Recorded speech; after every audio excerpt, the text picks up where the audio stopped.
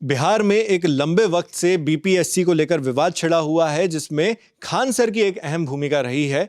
कई बार ऐसे मौके पड़े जब खान सर के ऊपर सवाल खड़े किए गए, लोगों ने उन पर आरोप और प्रत्यारोप लगाए, लेकिन खान सर ने इस पर कुछ कहा नहीं।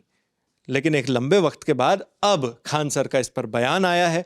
उन्होंने अपना रुख स्पष्ट किया है और क्या कहा है, ये तमाम जानकारी आपको बताएंगे हमारे साथी रजत, जो बीपीएससी प्रोटेस्ट के दौरान वहां पर फील्ड पर भी मौजूद थे। यानी इनके पास रिपोर्टिंग का वहां पर क्या मुद्दे थे उसका फर्स्ट हैंड एक्सपीरियंस है। तो खान सर ने क्या कहा है ये बताते हुए सारी बीपीएससी का जो भी विवाद है, जो भी मुद्दा है, वो हमें बताने वाले हैं। सबसे पहले तो मैं यही पूछूंगा रजत की खान सर ने आज क्या कहा है और किस कॉन्टेक्स्ट में कहा है। मैं बता दूं नावेद, जब से ये प्रोटेस्ट चल रहा था 6 तारीख से, उसके बाद एक गिरफ्तारी की उनकी खबर आती है और उसके बाद फिर ये खबर आती है कि वो हॉस्पिटलाइज्ड हो गए, उनकी तबीयत ख़राब है और उनको वॉमिटिंग हो रही थी और उसके बाद से ही वो हॉस्पिटलाइज्ड थे। आज ये पहला बयान है जो खान सर मीडिया के सामने है। नहीं, पुलिस ने किसी भी तरह का दुर्व्यवहार नहीं किया। हम पिछले 1.5 महीना से बीमार चल रहे थे और हमने ये सोच रहे थे कि बीपीएससी की परीक्षा है, ख़त्म हो जाएगी तो दे देंगे इलाज, अपना ट्रीटमेंट ठीक से करा लेंगे यहाँ पर। इसी बीच जब सुबह सुबह बच्चों के ऊपर लाठी उठी चार्ज हो गई तो हमें लगा कि बच्चों के ऊपर नॉर्मलाइजेशन थोप दिया जाएगा, तो हम यहाँ क्लास ही ले रहे थे। 10 बजे वाला क्लास ख़त्म करके चल दिया, क्योंकि बहुत देर तक बिना खाए पिए भी नहीं थे, लंबे समय से बीमार पड़ रहे थे। तो वहाँ हमको वोमिटिंग रुक नहीं रहा था, तो हमको लगा कि अब हमको यहाँ से हटेंगे तो फिर ये बच्चे तितर बितर हो जाएंगे, इनकी मांग कोई नहीं पूरी। तो ज़बरदस्ती वहाँ रहे, जिस वजह से थोड़ा बीमार हो गए और थोड़ा सा बीपी वाला प्रॉब्लम ज़्यादा हो गया था। तो हमें लगा कि 170-80 ये मतलब अब घर पे ट्रीट करना ठीक नहीं है, इसलिए चले गए वहाँ। लोगों को सही से जानकारी नहीं मिल पा रही थी कि किस हॉस्पिटल में उन्हें रखा गया है, क्या दिक्कत आ रही है।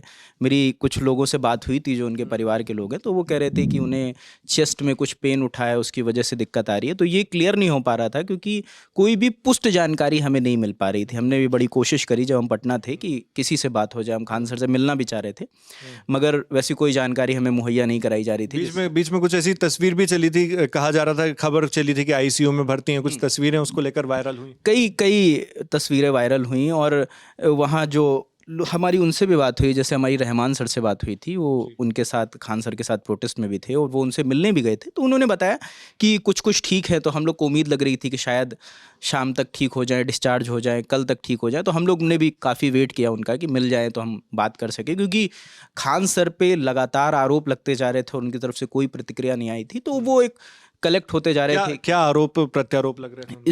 इसकी कहानी नावेद थोड़ा पीछे से हम शुरू करते हैं कि 6 तारीख की कॉल के बारे में सबको पता है, जिसमें लाठीचार्ज होता है और प्रोटेस्ट होता है। और वो प्रोटेस्ट जब हम दिल्ली से देख रहे थे तो हमें सिर्फ मुद्दा ये नज़र आ रहा था कि सिर्फ नॉर्मलाइजेशन का मुद्दा और एक प्रोटेस्ट है जिस पे ये पूरा बवाल हुआ। मगर जब हम वहाँ गए ऑन ग्राउंड तो हमें जानकारी मिली कि प्रोटेस्ट 2 चल रहे थे। एक प्रोटेस्ट, एक स्टूडेंट लीडर है वहाँ पे दिलीप, उन्होंने एक कॉल दी कि हम 6 तारीख को एक स्टूडेंट इकट्ठा होगा और नॉर्मलाइजेशन के खिलाफ हम आयोग के बाहर इकट्ठा होंगे। और वो आयोग के बाहर इकट्ठा होते हैं तो उस पे लाठीचार्ज होती है, क्योंकि जो करदनी बाग एक जगह है वहाँ पे, जैसे हमारे क्या जंतर मंतर है जहाँ ऑथराइज्ड जगह है जहाँ पे प्रोटेस्ट होता है, तो पुलिस का कहना था कि आपको अगर प्रोटेस्ट करना है आप करदनी बाग जगह करिए, बीपीएससी आयोग के बाहर आप नहीं कर सकते। इसकी वजह से पुलिस ने वहाँ पे लाठीचार्ज करी और जब लाठीचार्ज हुई उसके बाद ये खबर आती है कि खान सर और रहमान सर, जो वहाँ के चर्चित टीचर हैं पटना के, वो स्टूडेंट्स का एक ग्रुप लेके करदनी बाग पहुँचते हैं। और यहाँ पे भी लाठीचार्ज होने के बाद ये लोग भी, जो भी अवस्था होती है, जो ज़्यादा गंभीर नहीं चोटिल होते, वो करदनी बाग पहुँचते हैं। तो उसके बाद कई आरोप प्रत्यारोप लगने लगते हैं कि खान सर को आना था तो बीपीएससी क्यों नहीं आए, जब कॉल बीपीएससी की थी तो वहाँ जाने की क्या ज़रूरत थी। हालांकि ये सब आरोप लगते रहे, सवाल खड़े करते रहे, मगर उसी देर शाम आयोग की तरफ से ये सफाई आती है कि नॉर्मलाइजेशन कोई मुद्दा नहीं है, हमने नॉर्मलाइजेशन के बारे में कहा नहीं। छात्रों को कुछ कोचिंग संस्थान की तरफ से भ्रमित किया गया, जिसके बाद ये पूरा प्रोटेस्ट हुआ और ये मुद्दा नहीं था।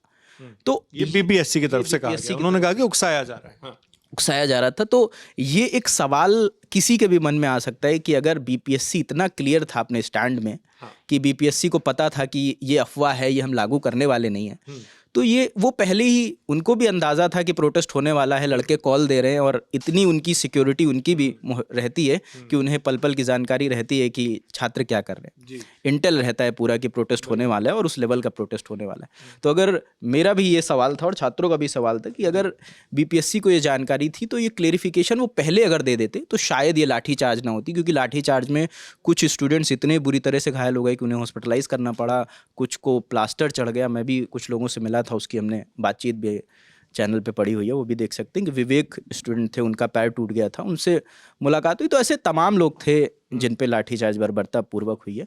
मगर अब सवाल हम लोग को, ये सवाल हम लोग के सामने था कि आयोग कह रहा है कि नॉर्मलाइजेशन मुद्दा ही नहीं है, तो नॉर्मलाइजेशन आया कहाँ से?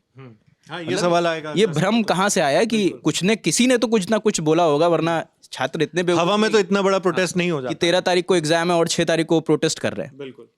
तो इसके बारे में जब हमने पता लगाने की कोशिश करी तो एक बैठक का जिक्र आया कि बंद कमरे में एक बैठक हुई थी। जो प्रमुख टीचर थे पटना में, जो बीपीएससी की पढ़ाई करवाते थे, स्टूडेंट्स को पढ़ाते थे, उनके एक समूह को आयोग ने बुलाया था और वो एक बैठक हुई थी 1-1.5 महीने पहले जहाँ तक हुई थी। तो उस बैठक में काफ़ी चीज़ें डिस्कस हुई थी। वहाँ पे एक मुद्दा नॉर्मलाइजेशन का भी डिस्कस हुआ था। मेरी उन टीचर से भी बात हुई थी जो उस बैठक में थे। खान सर भी थे वहाँ, रहमान सर भी थे, और भी अन्य कोचिंग से परफेक्शन एक कोचिंग है वहाँ पे, उनके टीचर थे, ऐसे करके काफ़ी लोग थे। तो हाँ, जो चर्चित कोचिंग इंस्टीट्यूट से, तो वहाँ पे ये चर्चा हुई थी क्योंकि इस बार कुछ सीट्स ज़्यादा थी बाकी के मुकाबले, बाकी सालों के मुकाबले यूपी बिहार पीसीएस में। तो ये आयोग का मानना था कि शायद ज़्यादा लोग अप्लाई करें और एक तय सीमा से ज़्यादा अप्लाई करें। तो आयोग व्यवस्थाओं को लेकर चर्चा थी कि ये आयोग के दिमाग में ये था कहीं ना कहीं कि नॉर्मलाइजेशन लागू कर सकते हैं अगर एक तय सीमा से ज़्यादा छात्र अप्लाई करते हैं। इसी की चर्चा के लिए उन्होंने इसी के चर्चा के लिए मीटिंग हुई। मीटिंग में डिस्कशन भी हुआ, मगर ये मीटिंग में कहीं भी नहीं कहा गया, कई लोगों ने भी जस्ट इसको प्रमाणित किया है कि ये मीटिंग में कहीं भी नहीं कहा गया था कि लागू होगा ही होगा। बात ज़रूर हुई नॉर्मलाइजेशन की, नॉर्मलाइजेशन पर डिस्कशन भी हुआ, मगर ये क्लैरिटी किसी को नहीं दी गई। मतलब वो एक संभावना के रूप में व्यक्त किया गया कि अगर ऐसे ज़्यादा होता है तय सीमा से ज़्यादा तो फिर हम नॉर्मलाइजेशन लगा सकते हैं। और एक हो सकता है ये भी रहा हो कि यूपी पीएससी में जब बवाल हुआ, प्रोटेस्ट हुआ, उसके बाद बीपीएससी भी चाह रहा होगा कि हम थोड़ा ज़्यादा सतर्कता बरतें। नहीं, बिल्कुल सही कह रहे हो आप। तो उसके बाद क्या हुआ कि जब मैं आपको रहमान सर कोट कर देता हूँ, जब रहमान सर से मैं इंटरव्यू कर रहा था तो मैंने ये जानकारी उनसे लेने की कोशिश करी, क्योंकि आरोप ये लग रहा था कि जब उस बैठक से बाहर आए तो खान सर और रहमान सर ने ये कहा कि आयोग नॉर्मलाइजेशन लाने वाला है, ये उन पे आरोप लग रहा था। तो जब मेरी रहमान जी से बात हुई तो उनका कहना था कि जब हम वहाँ से बाहर निकले तो कुछ यूट्यूबर जो लोकल के थे, जो भाई नेशनल मीडिया से पहले वो पहुँच जाते हैं क्योंकि वो लोकल के, तो किसी यूट्यूबर के ज़रिए ये खबर बाहर आती है कि आयोग नॉर्मलाइजेशन लागू करने वाला है। इसकी कोई क्लैरिटी नहीं है कि किसने कहा।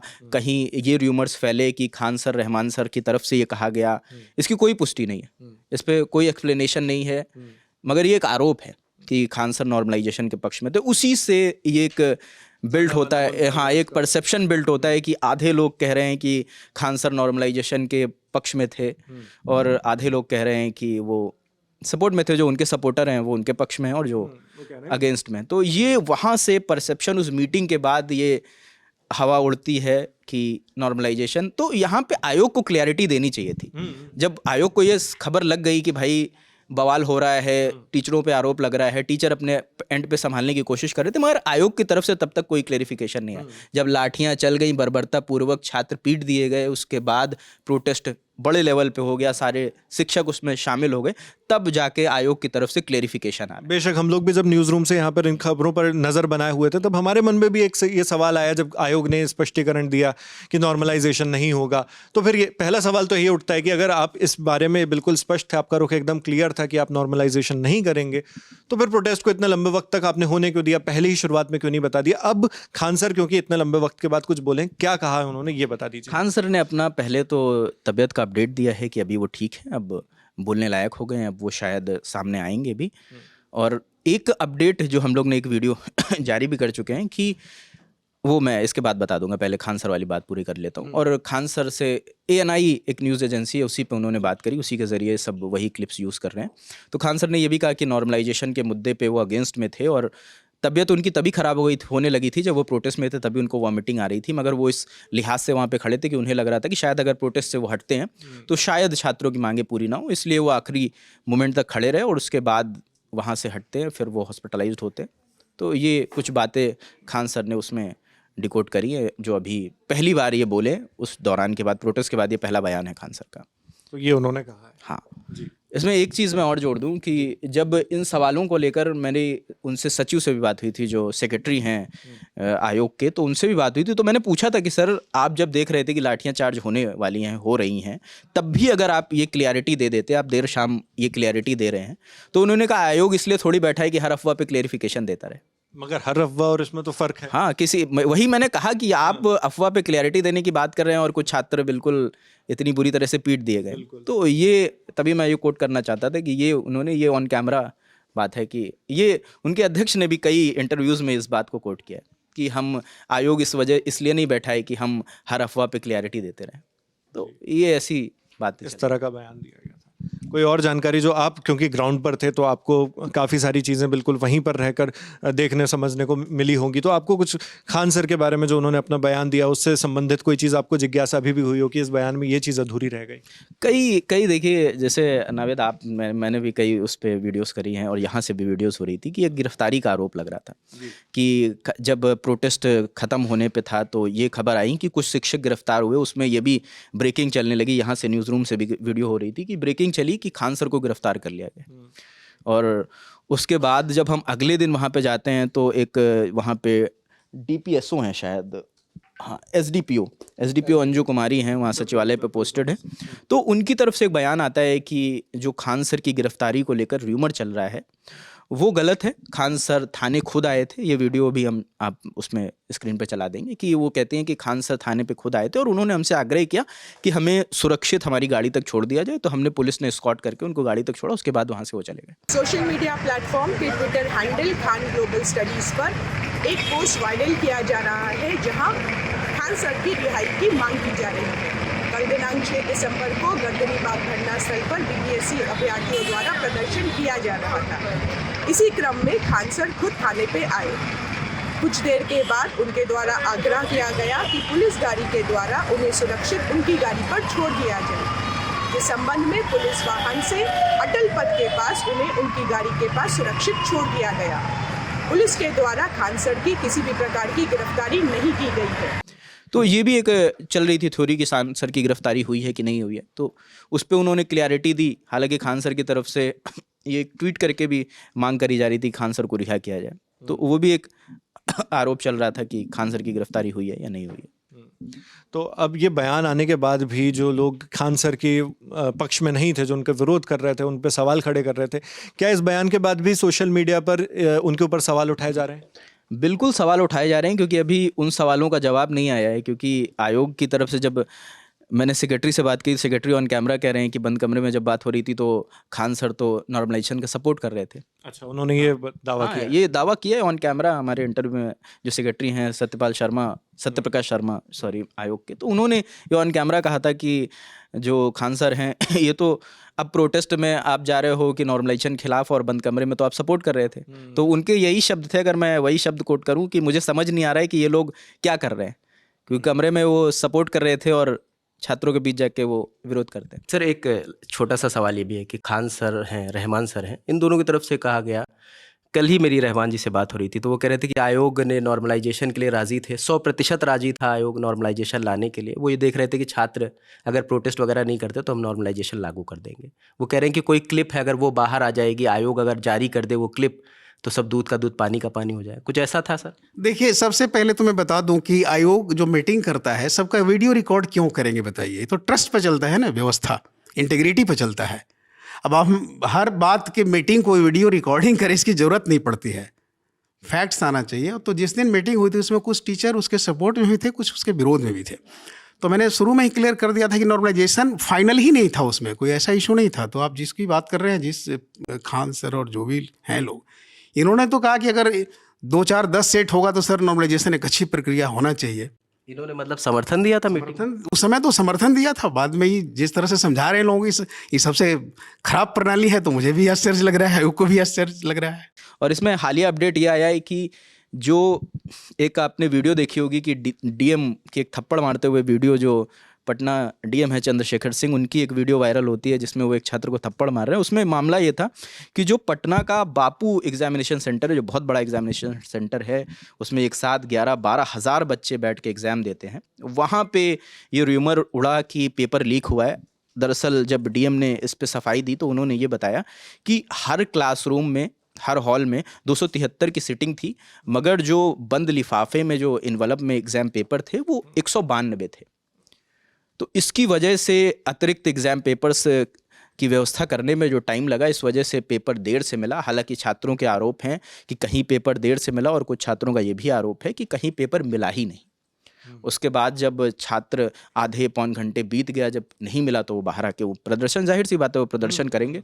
उसके बाद डीएम मौके पर पहुंचते हैं, उसमें एक छात्र को वो थप्पड़ मार देते हैं, तो वो वीडियो वायरल है। हालांकि अभी हालिया अपडेट ये है कि आयोग की तरफ से उस सेंटर का एग्ज़ाम कैंसिल कर दिया गया। अब शायद उस सेंटर पे एग्ज़ाम, जितने बच्चे इनरोल्ड हैं उनका एग्ज़ाम फिर से होगा।